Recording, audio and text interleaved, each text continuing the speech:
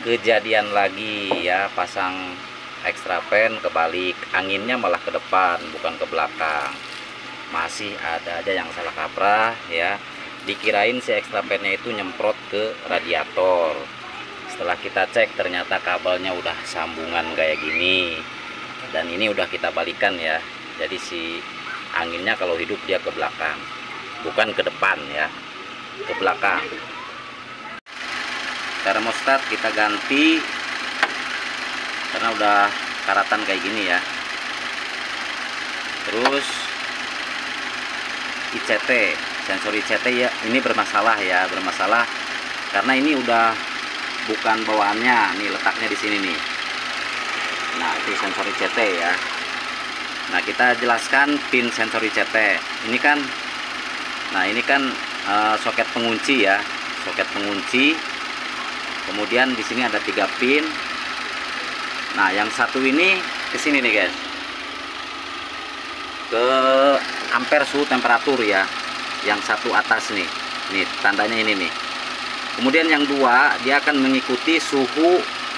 Apabila suhunya sudah tercapai dia akan connect, tapi step by step ya, nggak sekaligus connect, step by step. Dan nanti kalau misalkan suhunya udah tercapai, si ECU akan memerintahkan relay kipas pendingin untuk menghidupkan extra fan.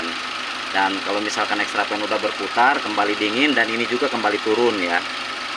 Ini yang dua yang bawah, yang atas buat ke jarum temperatur, yang dua untuk mengkonekkan ya, mengkonekkan si relay atas perintah ECU untuk menghidupkan extra fan. Beberapa penyebab mobil bisa terjadi overheat tentunya di unit apapun ya. Yang pertama dari kerusakan packing head, kemudian kerusakan silinder headnya juga, kemudian dari kipas pendinginnya, extra fan, terus termostat, water foam, kemudian radiator juga ya. Radiator perlu kita cek, meskipun radiator ini kelihatan fisiknya bagus, tapi kalau misalkan kita jorok menggunakan air pendinginnya ya pasti terjadi sumbatan ya, seperti kerak-kerak kuning seperti itu. Kemudian ada kebocoran juga di overtanknya atas bawah ya. Terus ini kan jalur air nih, yang kecil ini jalur air ya, dia nanti kehisap extra fan, bukan terdorong tapi terhisap ya. Banyak yang salah kaprah, banyak yang salah pasang kipas pendingin kebalik ya, bukannya nyedot tapi malah nyembur ke radiator. Halo guys, assalamualaikum warahmatullahi wabarakatuh. Selamat pagi semuanya. Salam sehat untuk semuanya, salam aktivitas untuk semuanya dimanapun kalian berada. Semoga kita semuanya selalu diberikan kesehatan, juga dipermudah di segala bentuk urusan aktivitas keseharian kita, tentunya di bidang dan profesi kita masing-masing di semua urusan. Oke, kali ini kita sedang eksekusi satu unit Daihatsu Grand Max dengan keluhan kadang dia overhead, kadang normal, overhead lagi normal, overhead lagi normal, seperti itu ya. Dan ini sangat membingungkan sekali. Kemudian overhead ini kan sangat berbahaya, efeknya bisa merusak ke bagian mesin seperti crankshaft, kemudian liner dan piston.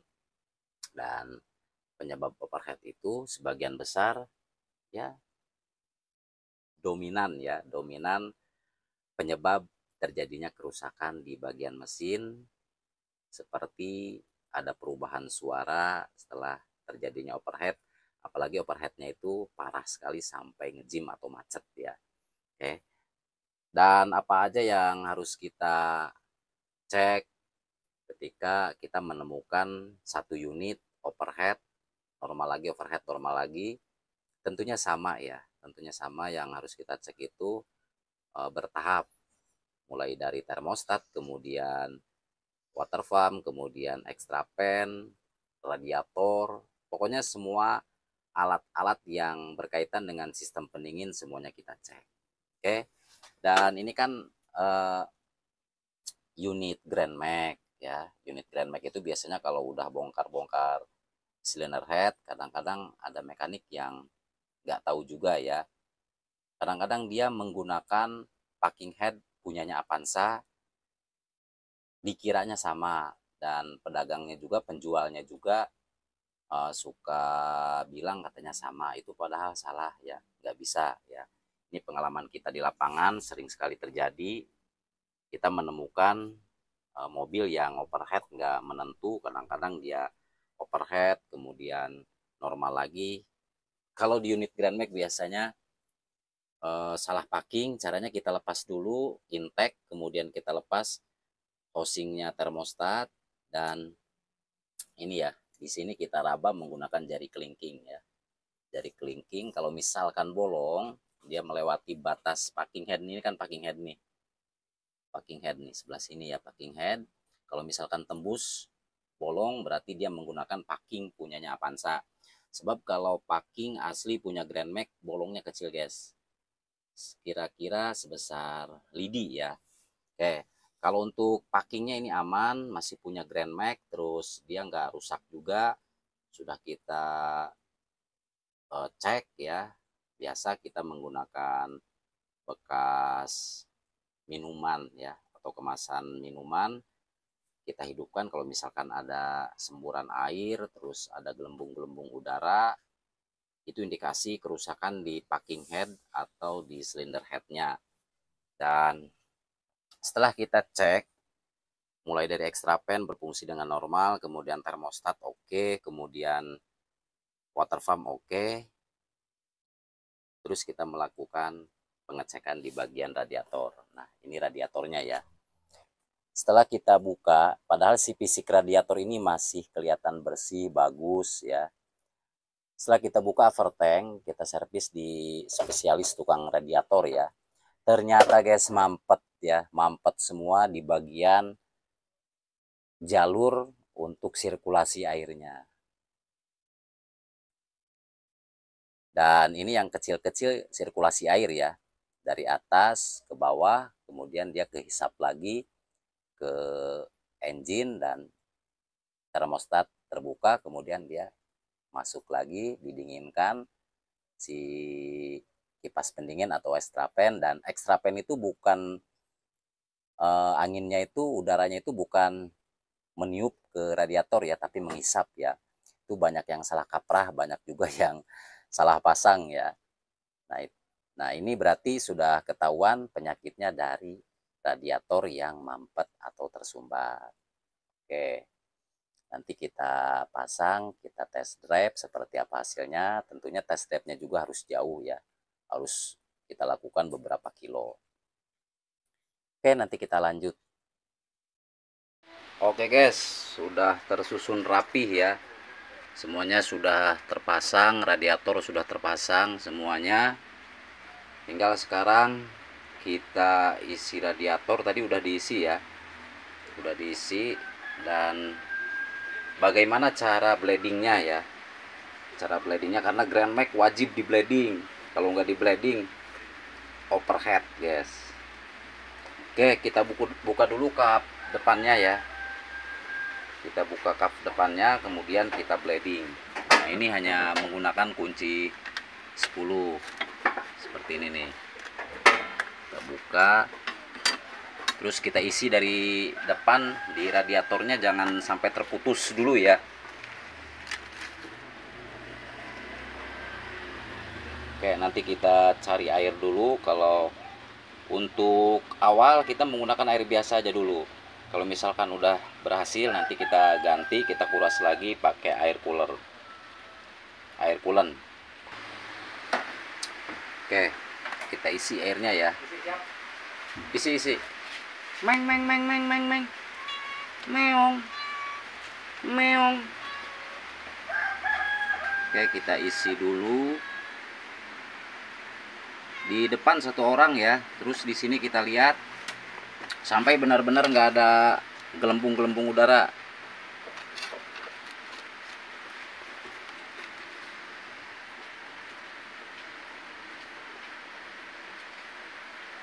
Bentar. Oke, ada ya, sebentar senternya. Nih kayak gini nih. Harusnya sini dilepas aja plastiknya, nggak apa-apa ya. Ntar kita lepas dulu, lepas Nah,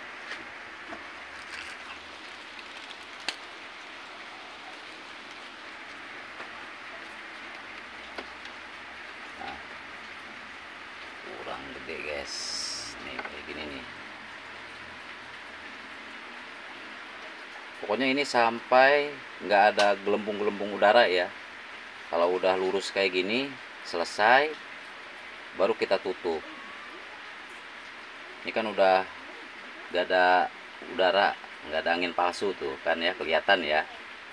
Karena tadi udah diisi juga guys. Oke, kita tutup. Intinya di sananya jangan sampai putus ya. Ini kayak gini nih. Udah lurus ya. Kita tutup, baru kita hidupkan. Oke, coba kita hidupkan ya.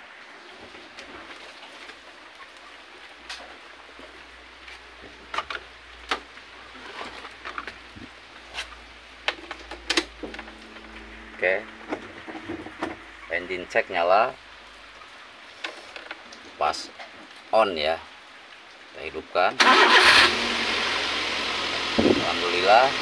Terus ke depan perhatiin, jangan dulu ditutup air radiatornya, siapa tahu ada kegagalan nyembur airnya nyembur atau ada gelembung udara, itu perlu ya. Pertama kali kita hidupkan. Kalau misalkan kita ngatasi yang overhead. Tapi kalau unit ini alhamdulillah si air radiatornya pas di start dia nggak nyembur atau nggak ada gelembung-gelembung udara.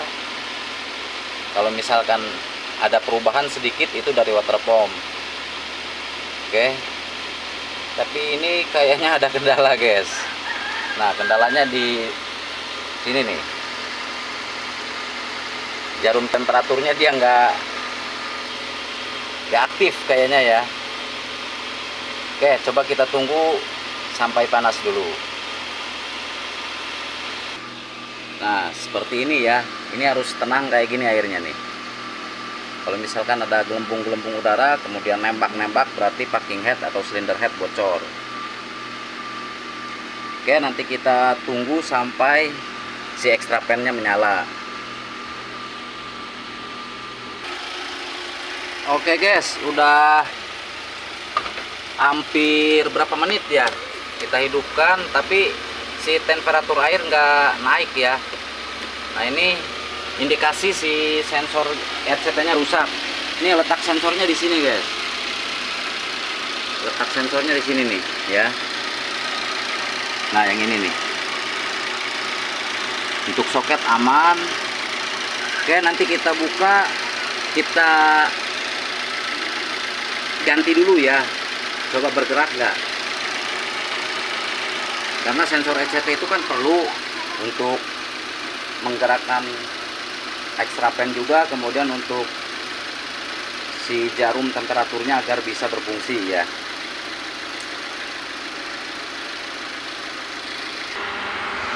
Oke guys, setelah kita ganti sensornya, si extra fan nyala ya. Nah, ini extra fan anginnya harus ke belakang bukan ke depan. Ini tadi kebalik ya, kebalik kenapa? Nah, ininya sambungan tuh. Nah, alhamdulillah normal. Kenyalanya dia lambat, kemudian ketika udah nyala dia nyalanya sebentar, itu bagus, normal ya. Oke, kita lihat temperaturnya. Temperaturnya kita lihat dulu.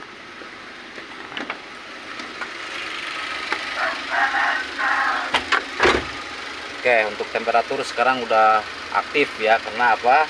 Karena udah kita ganti ya. Yang kita ganti itu termostat, kita ganti, kemudian ini nih ya. Ini ada 3 pin. Sensornya sama, punya Avanza lama, kemudian Suzuki Futura, kemudian Grand Max, itu masih sama ya. Terus AVV ya. Nah, kita akan jelasin sedikit tentang pinnya. Ini kan buat pengunci konektor soketnya ya. Nah kayak gini. Ini yang paling atas, yang satu ini untuk ke sini nih, untuk ke suhu temperatur. Kemudian yang dua dia akan connect ya sesuai dengan suhu, tapi step by step, bertahap, nggak sekaligus connect. Kalau misalkan udah connect dia di suhu yang sudah ditentukan, maka nanti ECU akan memerintahkan si relay untuk menghidupkan extra fan. Oke, jadi kayak gini ya. Sebelum kita serahkan ke owner, kita tes dulu, biarkan kita hidup dulu beberapa saat, terus kita tes drive. Kalau bisa 2 kilo atau 3 kilo ya. Kalau misalkan udah nggak ada masalah berarti aman ya. Dan Ryan itu penting. Kenapa penting? Untuk mendeteksi takut masih ada kebocoran air. Oke, Andika Motor yang bertugas pamit undur diri. Nanti ketemu lagi di video yang lain ya. Semoga bermanfaat. Masih tetap dipancar luaskan dari Desa Sinangayu, Kecamatan Seketi, Kabupaten Pandeglang, Banten, Indonesia. Assalamualaikum warahmatullahi wabarakatuh.